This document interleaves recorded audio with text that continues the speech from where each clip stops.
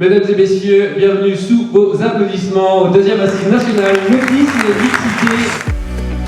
On tend vers quelque chose où l'individu va primer sur le genre.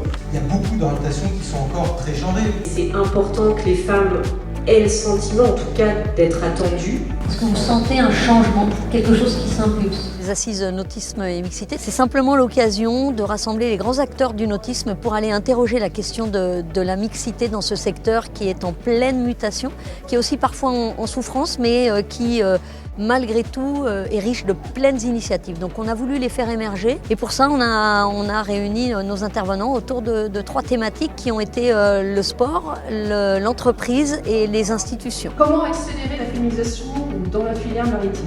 Ce qui pourrait aussi décomplexer, c'est de réfléchir à structurer différemment nos clubs. C'est la richesse des interlocuteurs qui fait aussi la réussite d'Assises et les échanges et les différents points de vue, que ce soit au niveau d'entreprises privées, que ce soit au niveau d'institutionnels, que ce soit à titre de sportifs de haut niveau.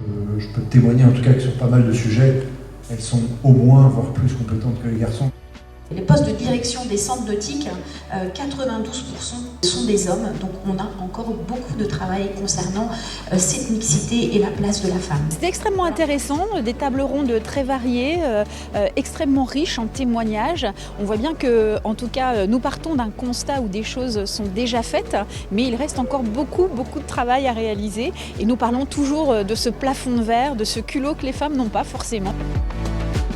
Ce sont des sujets qui vont avancer sous l'effet du partage, de la mise en commun, de la confrontation des expériences et sur lesquels il est utile d'avoir différents regards finalement portés.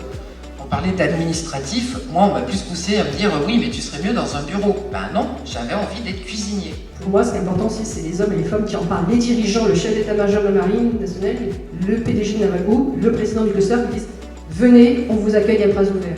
On a voulu être inspirant, innovant, pour dire on veut encore plus de mixité parce que c'est important pour le développement de cette filière maritime.